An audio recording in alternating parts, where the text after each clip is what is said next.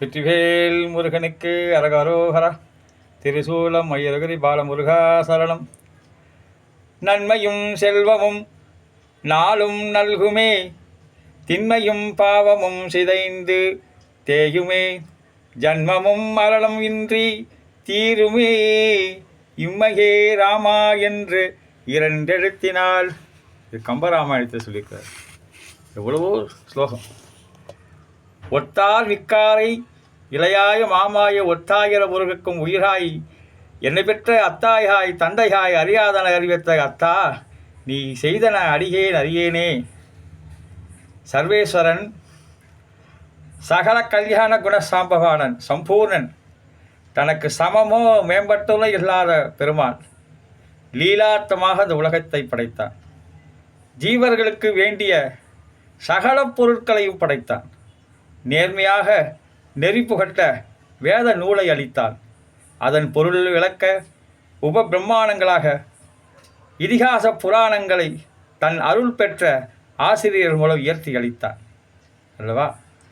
வேதா அங்கங்களாக சிசை, வியாகரணம், சந்திஸ்தம், ஜோதிஷம் ததா கல்பசென 6 அங்கங்களை படைத்தான். இவ்வளவும் தான் படைத்த மனிதகுலம் வாழ்வதற்காகத்தான், உயிர்குலம் வாழ்வதற்காகத்தான் செய்தான். மந்த் என்றால் சிந்திப்பது. ஆக சிந்த் என்ற தாதுவிலிருந்து மனிதன் பிறந்தனால் சிந்திக்கக்கூடிய மனிதன் ஆகிறான். அதாவது நன்கு சிந்தித்து செயல்படுவர் மனிதன் இல்லையா. அவரது சிந்தித்து செயல்புரிய நிலையிலிருந்து மாறி காமம், குரோதம், மோகம், மதம், ஆச்சரியம் முதலிய கெட்ட குணங்களின் கூட்டங்களால் கவரப்பட்டு மதியிழந்து பாவங்களில் ஈடுபடுகின்றான். இந்த பாவக்கர்மங்களின் காரணமாகவே வியாதி வருகிறது, தரித்திரம் சூழ்கிறது, சத்ருபயம் நிகழ்கிறது. இந்த கஷ்டங்களில் சிக்கி தவித்து கொண்டிருக்கின்ற பொழுதுதான் கர்ம வியாக பிராகசித்தம் என்னும் ஸ்மிருதிகளும் தன் பங்களிக்கும் பிராகசித்தம் என்னும் விதிக்கப்பட்டுள்ளன. அவைகளில் மிகவும் சிறந்த மருந்து பகவானோட நாமஸ்மரணம். இறைவனை நோக்கி நாம் ஒரு அடி எடுத்து வைத்தால் ஓடோடு வந்து விடுகிறான். கிருதாயுகத்திலே தியானம் செய்தும், திரேதாயுகத்திலே ஹோமம் செய்தும், துவாபராயுகத்திலே பூஜித்தும் எந்த பலனை அடைகின்றானோ அந்த பலனை கலியுகத்திலே பகவான் நாம சங்கீர்த்தனால் கிடைக்கப் பெறுகிறான். இது விஷ்ணு புராணம் சொல்கிறது. பகவான் நாமஸ்மரணம் என்பதை ஸ்ரீ வியாச பகவான் பாரதத்தில் மோக்ஷ தர்மத்தில் சகசிரநாமத்தை எழுதியிலிருந்தே அறியலாம். மகாபாரதம் 5வது வேதம் என்பார்கள்.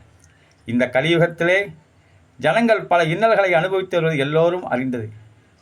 இந்த இன்னல்களை தவிர்க்க பகவன் நாம ஜபத்தை தவிர வேறு வழியில். அதிலும் விஷ்ணு சஹஸ்ரநாமம், லலிதா சஹஸ்ரநாமம், கந்தர் அலங்காரம், கந்த புராணம், கந்த சஷ்டி கவசம், கந்தகுரு கவசம், லலிதா சஹஸ்ரநாமம், லட்சுமி சஹஸ்ரநாமம், இப்படி பல லௌகீகர்களுக்கு சுலபமாக பாராயணம் செய்வதற்கு ஏதுவாகும் சர்வலோக சேமத்தை உத்தேசித்தும் ஜனங்கள் அளித்திருக்கிறார்கள், மகான்கள் அளித்திருக்கிறார்கள். இது இந்த மார்கழி மாதம் புனிதமான மாதம். இது விடிகாலையில் இந்த பிரம்ம முகூர்த்தத்தில் எழுது நமசிவாய் நமசிவாய் நமசிவாய், நாராயணா நாராயண நாராயணா, முருகா முருகா முருகா, ஓம் சக்தி சொன்னால் அவ்வளோ புண்ணியம். இறைவனுக்கு அந்த ஒரு மாதம் செய்யக்கூடியது அந்த ஒரு வருஷம் ஃபுல்லாக சார்ஜ் ஏற்றிக்கிறது மாதிரி. மழைக்காக மார்கமசிங்கிற மந்திர பாராயணத்தில் 40 நாள் சகஸ்ரநாமம் சொல்வதால் மழை பெய்து ஏரி குளங்கள் நிரம்பியுள்ளன. இந்த சகஸ்ரநாம ஜபத்தால் அடைய முடியாதவர்கள் உலகிலே இல்லவே இல்லை என்று சொல்லலாம். உலகத்தில் சகஸ்ரநாம பாராயணம் வியாதி, கிரகப்பீடை, துஷ்டப்பணம், கெட்ட நிலை இவைகள் எல்லாம் நீங்குவதற்காக, மகாபாதங்கள் நீங்குவதற்காக, இம்மை மறுமை நன்மைகளுக்காக, பரமபத பிராப்திக்காகவும், பகவத்குணங்களாக அமிர்தபானத்திற்காகவும் எல்லையற்ற சத்தாபக்தி விஸ்வாசத்துடன் அனுஷ்டிக்கப்படுகிறது, கையாளப்படுகிறது.